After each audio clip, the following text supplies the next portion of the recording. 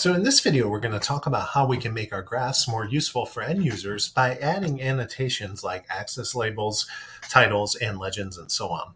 So what we want to do is take the code that we wrote for example 2, which generated a sinusoidal plot, and we want to add an additional line plot to the same graph that's 90 degrees out of phase. And in addition, we want to add appropriate annotations to improve readability. In particular, we're told to add a title, axis labels, and a legend. So what you want to do is go back to wherever you wrote your code for example 2. And of course, wherever I have to zoom in, I get kind of this weird behavior where I lose track of the code that I'm actually writing. So what you want to do is, in addition to having a single variable y, which is a sinusoid, I'm going to change that actual variable name to y1, since I'm going to have two sinusoids in this case. I'm going to create a second one that is called y2. And then since I'm using just the sine function, not sine d, when I add on this phase shift, I want to just add it in radians. Remember that actual 90 degrees is just pi over 2.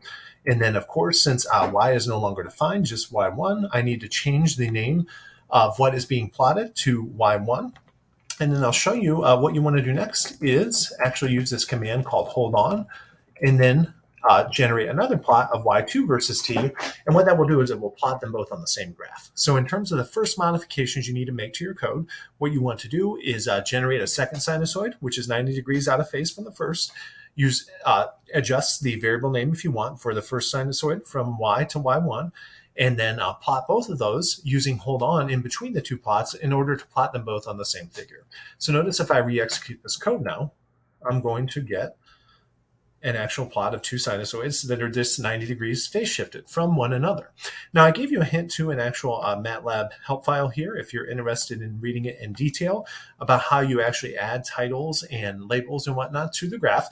But I think the best way to actually go about learning this is to just kind of play around on the internet on your own and actually try to identify the names of the functions that accomplish the various things you want to do, and just keep working with the syntax in order to until you get them to work. But I'll show you what they are in this case. In order to generate a label along the x-axis, the actual function is called xLabel. What you pass into xLabel is actually text that you want displayed on your x-axis. So remember, in this case, this x-axis is just the values of time for which the sinusoid is defined. So a good practice is to actually put the quantity that's being described on that axis along with the units afterwards. You can terminate the actual label functions with semicolons, just like you do your other functions in MATLAB. If xLabel is just xLabel, you probably have assumed that ylabel is just going to be to add a label rather to the y-axis. You just use the ylabel function. So I'll just call it the amplitude.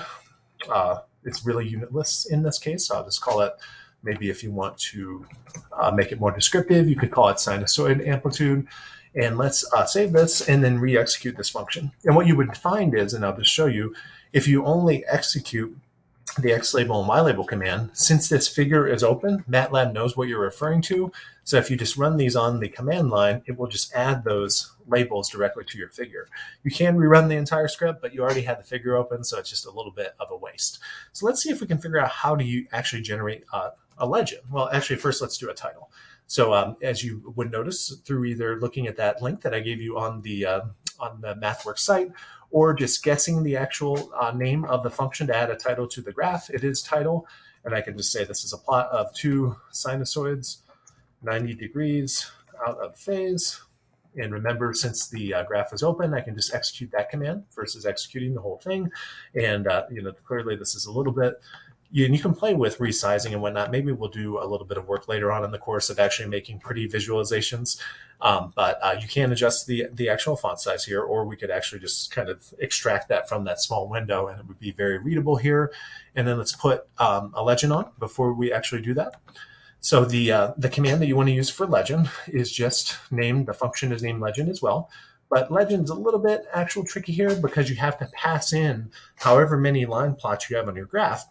You have to pass in the name that you want on the legend for each of them, separated by an actual comma. So I'm just going to call mine like, how about wave 1 and wave 2? But you separate both of those strings by, and you can kind of see the syntax hint that you're given here, label 1, label 2. The last options actual additional argument that you can put in there specifies where the legend is actually placed within your figure. But if I add a legend here, you'll notice that I get the nice legend. And let me see if I can actually figure out how to maximize this. There we go. And you can see it's a pretty good looking plot now. At least it's more descriptive. It has a Y label, it has an X label, and it has the actual title to it.